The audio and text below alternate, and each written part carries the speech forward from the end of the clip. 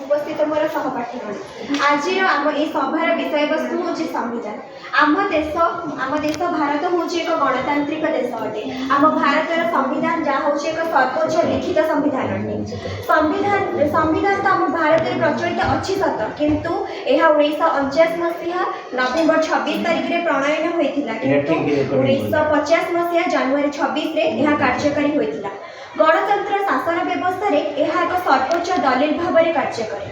गणतंत्र व्यवस्था संविधान को प्रचलन पर विभिन्न प्रकार उद्यम आम सर्वश्रेष्ठ नागरिक हिसाब से आमर सर्वश्रेष्ठ कर्तव्य हूँ संविधान प्रति आमर जहाँ कर्तव्य अच्छी आम कर्तव्य करवा सम्मान देवा एवं से एक स्वच्छ सुराष्ट्र गठन करवा।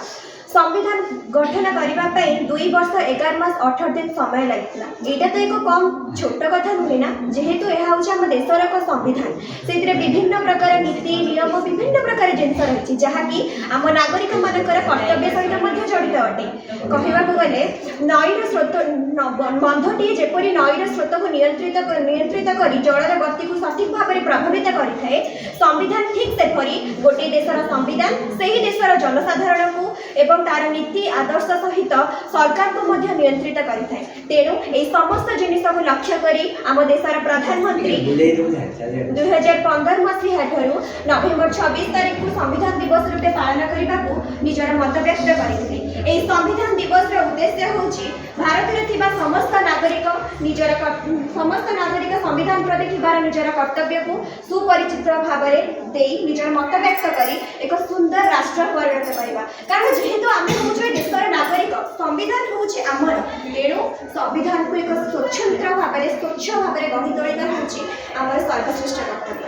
परिशेष जेहेतु एत सुंदर भाव में सभाटे आयोजित होती सभार मूल उद्देश्य रहा कि आम जितक नागरिक अच्छा देश समस्त देशवासी संविधान को सम्मान देवा से जहाँ भी कर्तव्य अच्छे आम हूँ तो सबकि कि अल्प हुए तो आम चेष्टा कर कारण आम देशर नागरिक अच्छे। संविधान हूँ आमर दायित्व सी आम अधिकार। तेणु संविधान प्रति जहाँ कर्तव्य जहाँ किसी भी अच्छे सब सुचारू भाव में पालन करने दरकार।